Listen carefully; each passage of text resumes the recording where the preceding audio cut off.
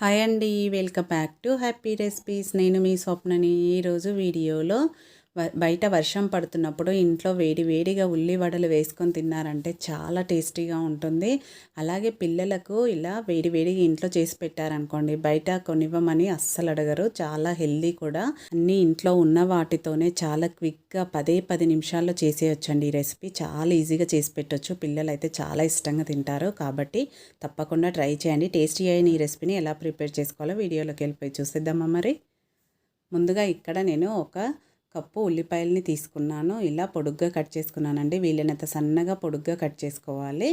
ఇలా కట్ చేసుకున్న ఉల్లిపాయలని విడివిడిగా చేసుకోవాలి. చూడండి, ఇలా చేయితో చేసుకోవాలి. మీకు ఒకవేళ చేయితో కనుక ఇలా సన్నగా రాలేవనుకోండి, మనము ఆలు తురుముకుంటాం కదా, దాంతో అయినా తీసుకోవచ్చు. చాలా ఈజీగా వచ్చేస్తాయి సన్నగా స్లైసెస్ లాగా. ఇప్పుడు వీటిలోకి కొంచెం ఉప్పు వేసేసి ఒకసారి బాగా మిక్స్ చేసుకోవాలి. ఎందుకంటే మనకు ఉల్లిపాయలలో వాటర్ అనేది ఉంటుంది కాబట్టి ఇలా ఉప్పు వేసి ఒకసారి బాగా కలిపేసుకొని మూత పెట్టేసి పక్కన పెట్టుకోవాలి.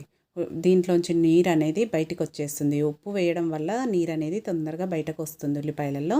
మూత పెట్టేసి ఒక 5 నిమిషాల పాటు పక్కన పెట్టేసుకుందాం. ఒక 5 నిమిషాల తర్వాత చూడండి, ఇప్పుడు ఉల్లిపాయలలో కొంచెం ముద్దగా అవుతాయి. వాటర్ అనేది బయటకు వచ్చేస్తుంది కాబట్టి కొంచెం ముద్దగా అవుతుంది. మీకు చూపిస్తాను చూడండి. వాటర్ చూడండి ఏ విధంగా వచ్చిందో. ఇప్పుడు ఇలా ఉండాలన్నమాట. మనకు ఉల్లిపాయలలో వాటర్తోనే మనం ఇలా కలుపుకున్నామంటే వడకి టేస్ట్ చాలా బాగుంటుంది. సాఫ్ట్గా లోపల, పైన ఏమో క్రిస్పీగా ఉంటుంది. నెక్స్ట్ దీంట్లోకి ఒక 2 పచ్చిమిర్చిని, ఒక 2 రెమ్మల కరివేపాకును ఇలా సన్నగా తరుక్కొని వేసుకుంటున్నాను. మీరు ఒకవేళ చిన్నపిల్లలు ఉండి పచ్చిమిర్చి తినను అంటే కొంచెం కచ్చపచ్చగా దంచుకొని అయినా వేసుకోవచ్చు, లేదంటే స్కిప్ చేయొచ్చు. అలాగే కొద్దిగా జీలకర్ర, ఒక 1/2 టీ స్పూన్ జీలకర్ర, కొంచెం పసుపు, రుచికి సరిపడా కారం. పచ్చిమిర్చి వేసుకున్నాం కాబట్టి కారంని చూసి వేసుకోండి. ఫ్రెష్ అల్లం వెల్లుల్లి పేస్ట్ వేసుకోండి, చాలా బాగుంటుంది. ఒకవేళ ఫ్రెష్గా లేకపోతే అల్లంని వెల్లుల్లిని సన్న సన్న ముక్కలుగా కట్ చేసి కూడా వేసుకోవచ్చు. తురుముకొని అయినా వేసుకోవచ్చు, లేదా కచ్చపచ్చగా దంచుకొని వేసుకున్నా బాగుంటుంది. ఈ మసాలా అంతా ఉల్లిపాయలకు బాగా పట్టించాలి. చూడండి, ఇలా వీడియోలో చూస్తున్నట్టు ఇలా బాగా పట్టించాక నెక్స్ట్ దీంట్లోకి ఒక 2 టీ స్పూన్ల శనగపిండి వేసుకోవాలి. ఎక్కువ అవసరం లేదు, 2 టీ స్పూన్లు వేసుకోవాలి. ఎక్కువ వేసుకున్నాం అనుకోండి మనము బజ్జీ తిన్నట్టే వచ్చేస్తుంది టేస్ట్ అనేది, అలా రావద్దు. కాబట్టి ఒక 2 టీ స్పూన్లు వేసుకొని కలుపుకున్నాక నెక్స్ట్ దీంట్లోకి ఒక 1/2 కప్పు బియ్యం పిండి వేసుకోవాలి. పొడి బియ్యం పిండి అండి, తడి బియ్యం పిండి కాదు. ఇలా కొంచెం కొంచెంగా వేసుకొని కలుపుకోవాలి. పిండి మొత్తం ఒకేసారి వేయొద్దండి. ఇలా కొంచెం కొంచెంగా వేసుకుంటే మనకు ఉల్లిపాయలలో వాటర్ అనేది సరిపోతుందా లేదా అనేది కూడా తెలుస్తుంది. ఇలా కొంచెం కొంచెంగా వేసుకుంటూ కలుపుకున్నాక ఇప్పుడు మొత్తం మిగిలిన పిండి మొత్తం వేసుకున్నాక ఒకసారి కలుపుకుంటే మనకు పొడి పొడిగా అనిపిస్తే ఇలా ఒక 2-3 టేబుల్ స్పూన్ల వాటర్ని యాడ్ చేసుకోవాలి. వాటర్ మాత్రం ఎక్కువ వేయొద్దు, మరీ లూజ్గా అయిపోతుంది. పిండి కూడా వాటర్ తక్కువే వేసుకోవాలి. చూడండి, ఇలా వీడియోలో చూపిస్తున్నట్టు ఈ విధంగా కలుపుకోవాలి. బ్యాటర్ అనేది ఇలా ఉండాలి కన్సిస్టెన్సీ. చూడండి, ఇప్పుడు మనకు వడలు కట్టుకోవడానికి కూడా చాలా ఈజీగా వస్తుంది కదా. ఇప్పుడు చేతికి మనం కొంచెం వాటర్ని అద్దుకోవాలి. వాటర్ అద్దుకొని మనం వడల షేప్లో చేసుకోవాలి. చాలా ఈజీగా చేసుకోవచ్చండి. 10 నిమిషాల్లో రెడీ అయిపోతుంది స్నాక్.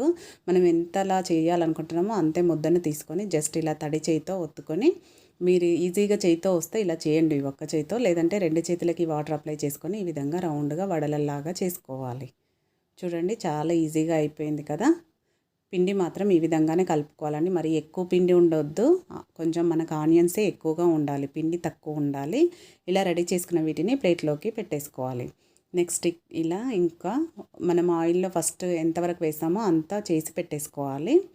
ఇలా సైడ్లంతా ప్రెస్ చేసుకుంటూ, ఉల్లిపాయ కాబట్టి సైడ్లంతా వచ్చేస్తుంది, రాకుండా ఇలా నీట్గా చేసి పెట్టేసుకోవడమే. చూడండి, నేను ఇక్కడ ఒక్కసారికి ఆయిల్కి సరిపడా చేసి పెట్టేసుకున్నాను. ఒక 5 చేశాను. ఇప్పుడు స్టవ్ పైన వెడల్పాటి ప్యాన్ పెట్టుకోవాలి. మరీ నిండుగా ఆయిల్ వేయొద్దండి. చూడండి, ఈ విధంగా ఆయిల్ వేసేసుకొని ఆయిల్ మీడియం హీట్లోనే ఉండాలి. అలాగే మీడియం ఫ్లేమ్లోనే వేయించుకోవాలి. హై ఫ్లేమ్లో పెట్టారనుకోండి లోపల ఉడకదు, పైన కలర్ వచ్చేస్తుంది. కాబట్టి మీడియం ఫ్లేమ్లోనే కుక్ చేసుకోవాలి. మంచి వెంటనే గరిటె పెట్టి తిప్పొద్దు. 1 నిమిషం తర్వాత గరిటె పెట్టి తిప్పాలి రెండో వైపుకి. ఇలా 2 వైపులా తిప్పుకుంటూ మంచి కలర్ వచ్చే వరకు ఫ్రై చేసుకోవాలి. ఇదంతా మీడియం ఫ్లేమ్లోనే చేయాలండి, లేదంటే ఉల్లిపాయ అనేది మాడిపోతుంది. కాబట్టి మీడియం ఫ్లేమ్లోనే ఫ్రై చేసుకోవాలి. చూడండి, ఈ విధంగా మంచి కలర్ వచ్చాక ఇప్పుడు వీటిని ఆయిల్లోంచి సపరేట్ చేసుకుందాం.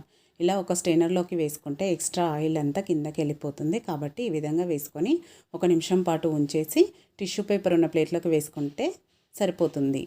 చూడండి ఎంత కలర్ఫుల్గా కనిపిస్తున్నాయో. ఇప్పుడు మిగిలిన పిండి కూడా వేసేసుకుందాం. మనకు ఆయిల్లో ఎంతవరకు పడతాయో అంతే వేసుకోవాలి.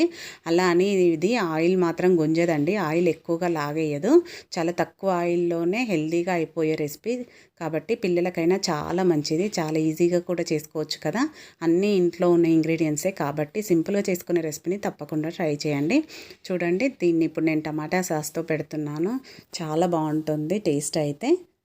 చూస్తుంటేనే తినేయాలనిపిస్తుంది కదా. చాలా సింపుల్గా చేసుకునే రెసిపీని తప్పకుండా ఈసారి మీ ఇంట్లో వాళ్ళకి చేసి పెట్టండి. అందరూ ఎంతగానో మెచ్చుకుంటారు. హెల్దీ రెసిపీ అని కూడా. లోపలేమో సాఫ్ట్గా, పైనేమో క్రిస్పీగా, టేస్టీగా ఉంటాయి.